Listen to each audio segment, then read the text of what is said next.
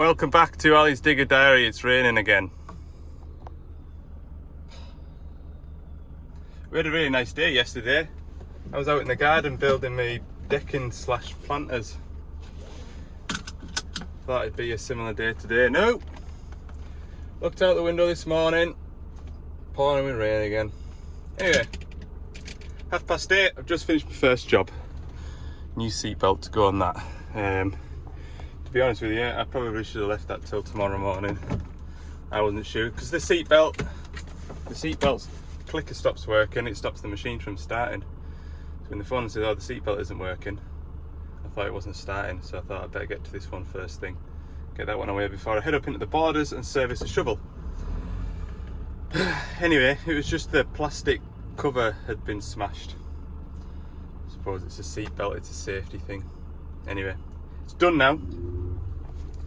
There's my Amazon purchases. So this is like a halfway meet between that really expensive box and just a set of leads.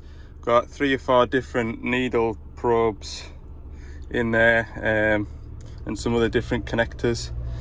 And I got a big pack of picks. Yes, the US Pro, probably could have picked them up at a car boot sale, but to be honest with you, supermarket picks, a pick is a pick, isn't it? So it doesn't really matter. But I need one of them, one of them, and one of them. And then I've got the long type as well, which I've not had before, but will come in handy. Okay, I'll need to go through the yard now, chuck the service off the van, or the, oh God, there's a bloomin', I'm blocked in here now. What's it called? Scaffold wagon blocking us in, I think. Or maybe we can get by. Yeah, chuck the service off the van from Saturday, load up with another service and get away up into the borders and do that. Said I'd be up there for 10 o'clock, it'll probably be 11 o'clock now. So, we better go. I also need AdBlue. It's giving me an ultimatum now. 356 miles, which I don't really need to do today. I won't do that kind of mileage, but better put some in it anyway. So it's 9:20. I've got loaded up. I didn't put AdBlue in the van. I just chucked an AdBlue drum onto the van. So when I get stopped up there and finish the service, I'll put a splash of AdBlue into the van and that'll get us home. We've got a journey time of 1 hour and 59 minutes and it's 71 miles. I hope the weather's better when I get up there. You won't have seen this shovel before because I've never seen it before. It used to be another dealer's shovel to look after, so yeah, I don't know what to expect, but it's on a quarry, so I've got all my risk assessments ready. Oh, I've only got 273 miles to put AdBlue in the van. Still raining here, just signed in, got my induction, which was a very nice, quick and easy induction, how it should be. Just use your common sense. Right, yes, it is still very wet, still very rainy. It is 11, but I'm gonna like coming here. They've got a shed that I can work in. Perfect.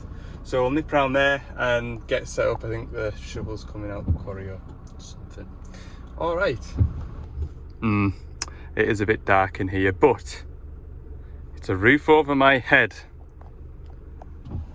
and that's what makes the difference. I'll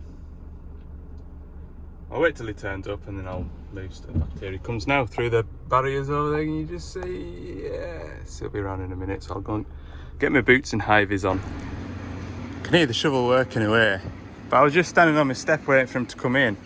And I glanced in here thinking, where's my transmission filters? And because I put some oil on the van for doing the transmission. Then I had that happy feeling whereby I remembered that the transmission on these shovels are now 2,000 hours. So there's 40 minutes less work to do. Here he comes, getting sorted out. Okay, so we have a DL420 with the 6-cylinder Scania DC13 engine. We've got a couple of updates to do on this machine today. We've got a software update for the screen in the cab, and we also need to check, and by the looks of it, adjust the angle at which that differential pressure sensor sits. That's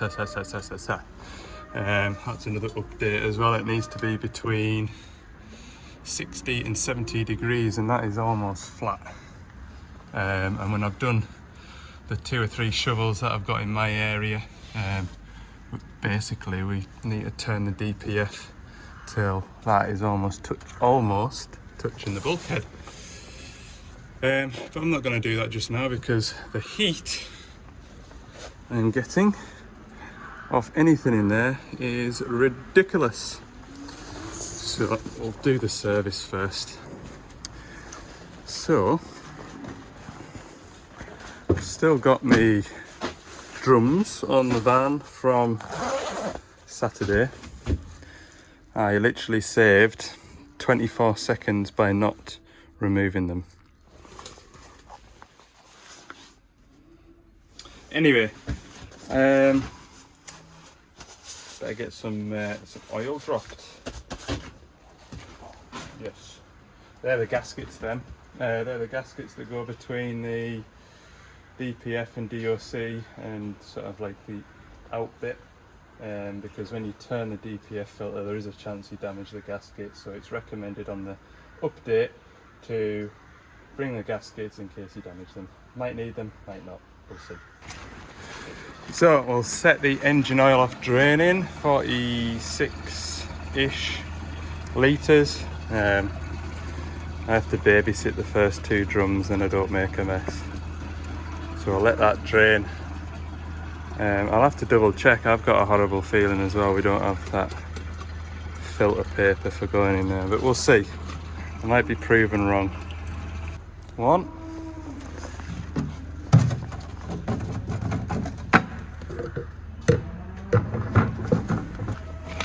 2.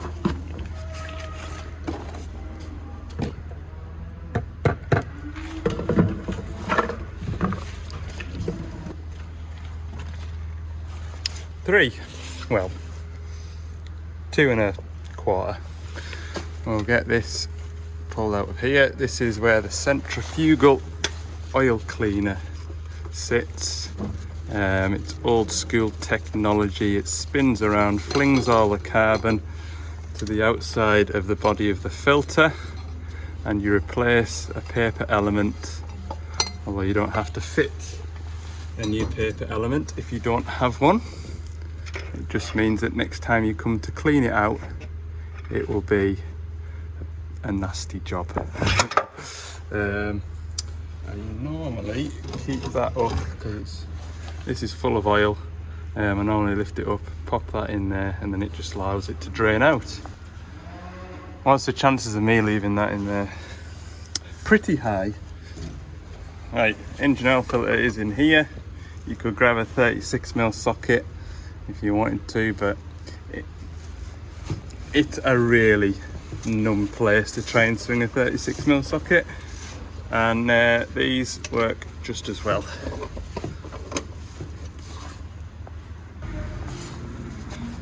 That's the new filter. That's the old one. Nice and easy, that one. Although it does occasionally make a mess when you pull it out. This one wasn't too bad. Get this tightened up to 25 Newton meters, give or take 5, it says. So that's about it there. Yes, it seems to be a regular occurrence at the minute. Struggling to find places to put waste oil filters, because go around the back of the van here, that's full. That's gonna be full today. I've got 2 of them to change on this service, and I haven't come up with a cunning plan on where I'm going to put them yet. but I'll cross that bridge when I come to it. I'm thinking when I've emptied one of those waste oil drums, I'll butcher the drum up. Although I'm probably only going to get one in there, aren't I? Ugh. Nuisance, it really is. In fact, it was on my to-do list to empty that when I was up at HQ, but I didn't. Half a job. Fuel filters now. One. Woo.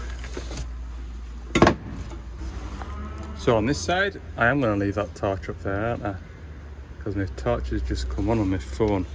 2 fuel filters. We've got here the connector for the water and fuel, which doesn't have a rubber seal on, so I'll go and grab one of them before I put it back together. And this one here is a fuel heater for cold temperatures. This is the water and fuel leak off pipe, which will disconnect. See if that's enough. No. Oh, maybe. There we go. We'll use these doodads here. Stop the worst of the fuel running all the way back to the tank. Saves me about 30 seconds of pumping that thing. Then we get this. Pop it under here somewhere when the screwdriver's not in the road. And drain a bit of that off. What's the chance of that going into the drum? Oh, only just. What a marvellous job. You can screw it a bit more though, look. There we go. And then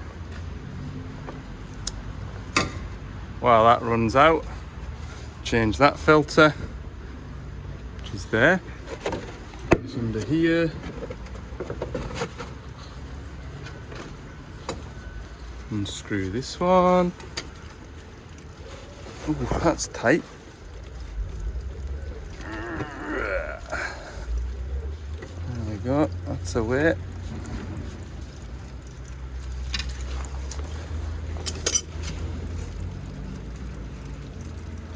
Let that run off.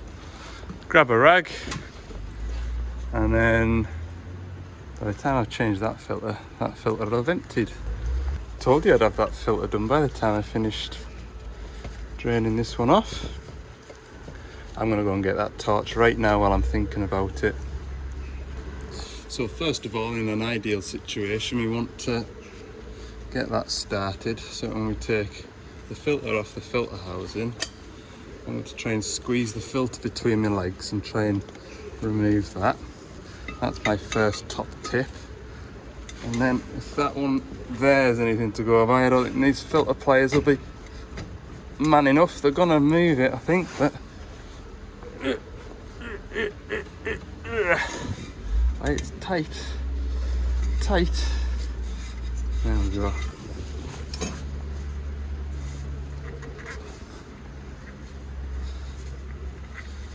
Oh. Okay, I'll whiz this off.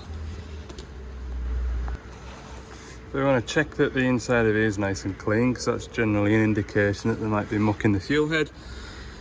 But it is, so we'll screw that onto the bottom of here. And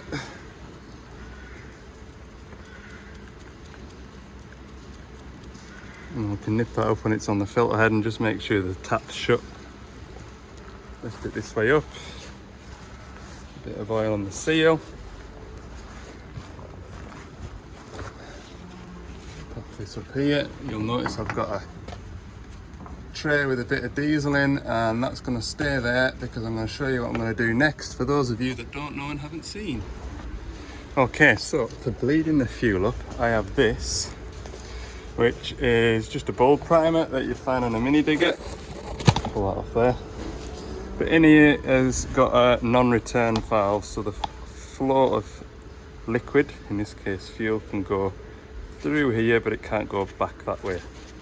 So what I do is I pop that into there, pop that end onto there, crack that off, pump the hand primer and we'll see bubbles in a minute. So as you can see, I'm pumping this. You can see air coming out. So I am drawing all the fuel back up from the tank. I'm filling this filter. As the filter fills, it pushes air through and into this filter. This filter then fills up, and once the bubbles stop, the fuel is all the way at the top of this filter to then shut that air tap.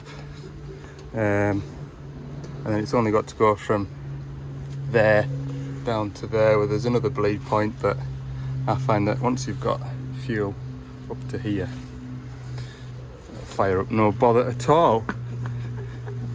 So you could also use a vacuum pump. I do have an electric lift pump as well, but I'll be honest with you, these shovels aren't too bad to do. It's the ones with what we call the pepper pot filters that can be temperamental to bleed up, but these are brilliant in comparison. It doesn't take very long at all, and the hand primer is not that bad to pump either. So I'll do this for 2 or 3 minutes and I'll show you the end result. You can see this fuel coming into the bowl now. There we go, and I pump this now. The bubbles have almost gone, which means that I'll have a stream of fuel running out the end of here when I pump it. So I've got all the air out the filters, nearly. There's still a few bubbles, look. That's it now. So what I'll do is lock this off, and there we go. We've bled the fuel system.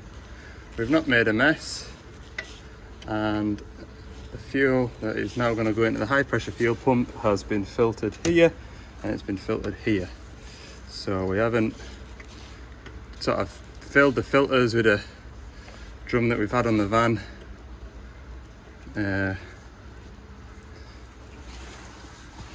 And that's just how I've been told to do it, and I've done that ever since I was a boy.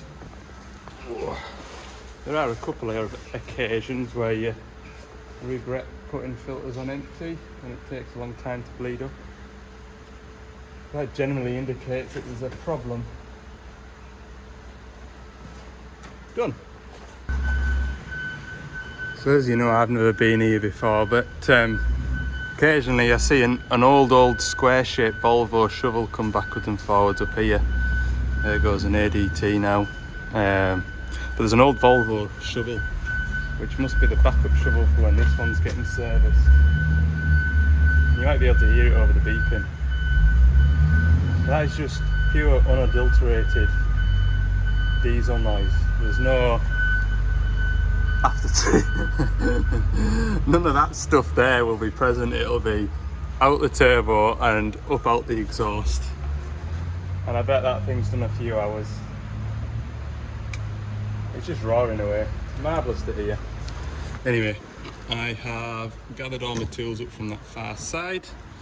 I'll pull this centrifugal oil cleaner out now and take it to the bench in the van, and fingers crossed whoever serviced it last put a paper filter in there. Okay, so my top tip for doing these is make sure you have plenty of rags at hand, because it's a messy old carry on, this really is. Now don't take that all the way off, tip it back around this way and tap it, so now that inside's free, and then undo that, put that there, then tip it that way up, and if there's any oil it'll come out when I tap it in here. See? Now that has been draining for about 20 minutes and it still has oil in it. What do I do next? Put this back over here, put that there. That will all get cleaned shortly. We'll tip this on its back. Just grab a little flat screwdriver and see if there's a filter in here. Oh, I think there might be, you know. Yes, look at that. See how that's peeling away? So we'll take that out, put a new one in, and it's easy as that. Give it a clean out, put a new paper in. But that is a lot less work, believe me, than when it doesn't have that paper in. There we go. That's it all cleaned out. That is the paper in there. You can see chunks. I've got a chunk here to show you. That's carbon that's been in the oil that's been thrown out. It's not a bit of rubber seal. It's just like sort of like Play-Doh that's been left out on the kitchen floor for a couple of days. Don't ask me how I know that. Right, I also use EGR and sensor cleaner. That sort of really does. So you do get a little bit between the element filter paper and the wall of the spinner. But it's just like a real fine layer, and just half a can of that does and half soften it, and it just wipes out nice and easy with a rag. But yeah, one of those cans will last me 2 shovel services. I'm going to put that in there, forget all about the fact that I've used it, go to service another one of these at the end of the week and go, oh, I haven't got any of that left. I must remind myself tomorrow morning when I go and restock my van to get some more. Will I remember? No, because I'll be in a mad rush to be somewhere.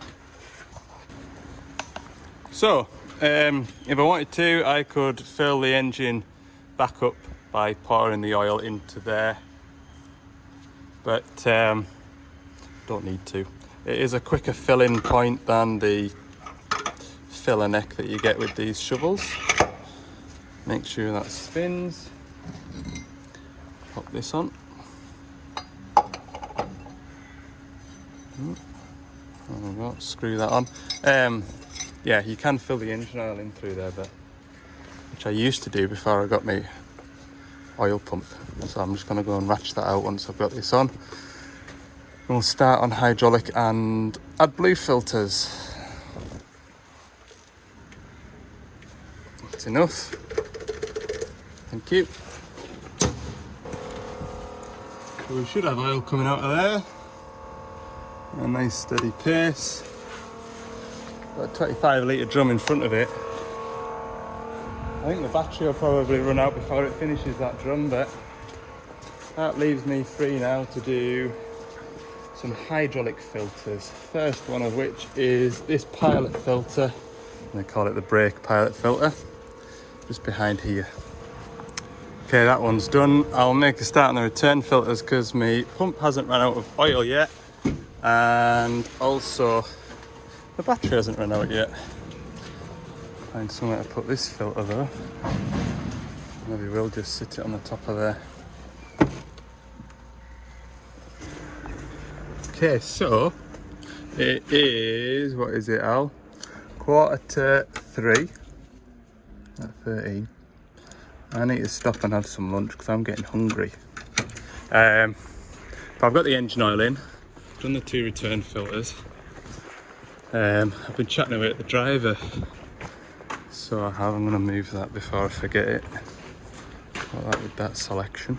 But yeah, he was saying that there's a waste oil filter bin over by, and there's a drum as well that I can get rid of some waste oil, so I might just take them up on the offer because it'll save 20 minutes, half an hour tomorrow when I'll have other things to be doing, no doubt. Anyway, I'm just on with the last few filters. Just add blue filter in here and an exterior cab filter to do, and grease the drive shafts in there. That'll be me serviced up. So I'm not doing too bad. 3 o'clock I'd like to be away from here. 3:30 will get me back home for about 5:30. No later than 4 o'clock. That'd be ideal. There you go, look, there's an example of doubling up on O-rings. You're not careful, you don't realise that the O-ring has stayed on the pump rather than the filter housing, you end up doubling them up. So hopefully the new filter assembly should be an O-ring in there, and it isn't all folded up, so it should sit on there nicely, but my hands are a bit mucky, so I'm just going to go and grab a rag. Right, AdBlue filter's done, AdBlue breather filter and cabin filter. I'll just go and grab the new one, and that is it. Fire it up. New one's over there. Oh, I tell you what, I'll be glad to get all this stuff out the back of my van. I really will. Once I've got it started, I will, look at that nice new Stanley blade. Yeah, once I've got it started, I'll have my lunch and then I'll do the updates. Right, we'll have a run round, make sure nothing's leaking. So far so good. That's always my first port of call.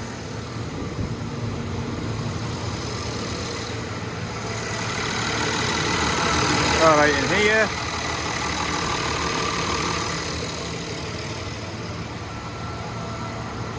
Good. Right, I'll grease them drive shafts and then.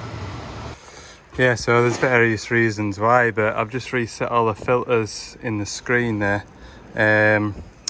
And it's sort of between services. It was 758 hours on the 500 hours, so what's that? 250 hours over. And then on the 1,000 hour filters, it was 1,380 odd. So really, this shovel will need a service in about 200 hours time, which will probably be about, I don't know, what will it do daily? 8 hours. 8 times 5 is, what is 8 times 5? 8 times 5 is 40 hours a week. Do quick maths. Yeah, about 8 weeks time it'll need another service. It'll need a big service. Axles will be to do, going by the clock in there, and then it'll be another 8 weeks before it needs a 2,000 hour service. So we might see this shovel again and again and again until everything gets back into time, if you know what I mean. Anyway, right, I am going to have some lunch. I really want to have a square up, but I'm also very hungry. Okay, I've nearly finished this mod. So we've moved that sensor round. So it was sat like that, it's now come round, it's sitting more of an angle, which ticks the boxes. I've just got this exhaust clamp to put back on. If you're to follow the rework instructions, they want you to slacken both these bands off that holds the DPF, and then slacken these two clamps off that clamps the DPF, and turn it. But the first one that I did, you couldn't physically get hold of it to turn it. So what I do is loosen the clamps at that end, keep that one tight, loosen this band here that holds it to the machine, take this off, and then I've got something to hold on to turn it, clamp everything back up, undo that one, and then turn this so it's pointing the right direction for this swept bit. So now I've just got this clamp to go back onto here, sort of like that, but it's a two-handed job, so let's get this married up in a fashion, and then we'll have a go at doing a software update on the screen. There we go, job done. The driver was over while I was making a start on it. I was trying to swing a hammer around the clamps and stuff, and his previous shovel was a cat. The first time, when I first got here and trying to open these mud guards, he was saying, right, the cat used to have a switch and the bonnet used to go up electrically, and I was trying to bray a hammer in there to loosen off the exhaust clamps, and he was like, that electric bonnet would have been handy now, the bonnet would have been way up out your way. Well, I'm not a cat mechanic. I'm sure they have their problems too. Anyway, other than the mud guards, he quite likes the shovel, so That's half the battle, innit? When the man on the seat doesn't mind sitting on it. So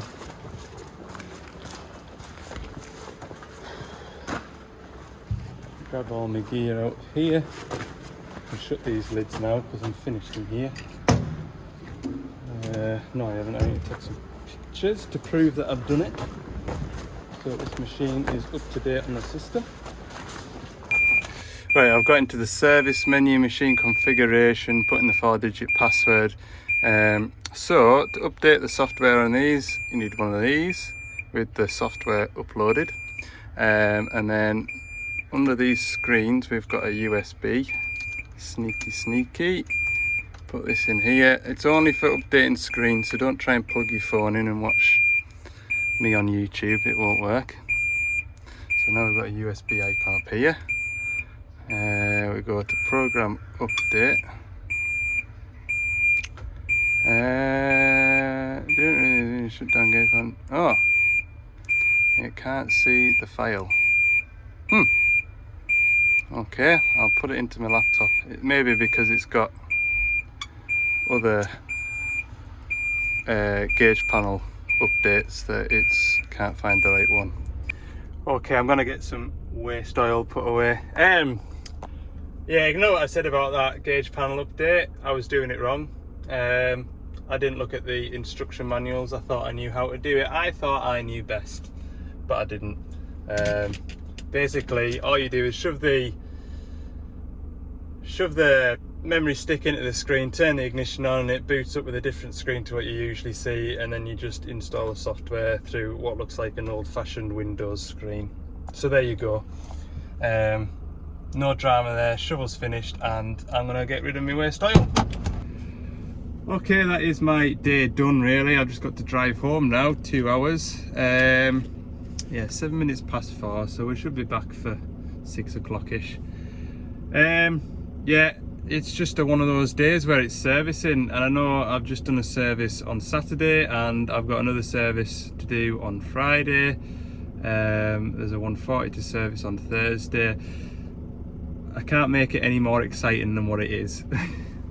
I am also aware, however, that we've got a lot of new viewers and subscribers, and there'll be a few of you that won't have seen me service a loading shovel, so I'm sorry to the older viewers to the channel that have seen me tell you about X, Y and Z before.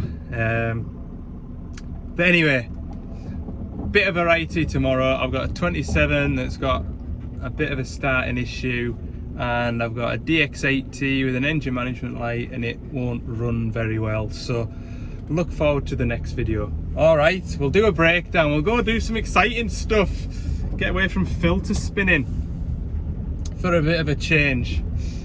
Okay, see you in the next one.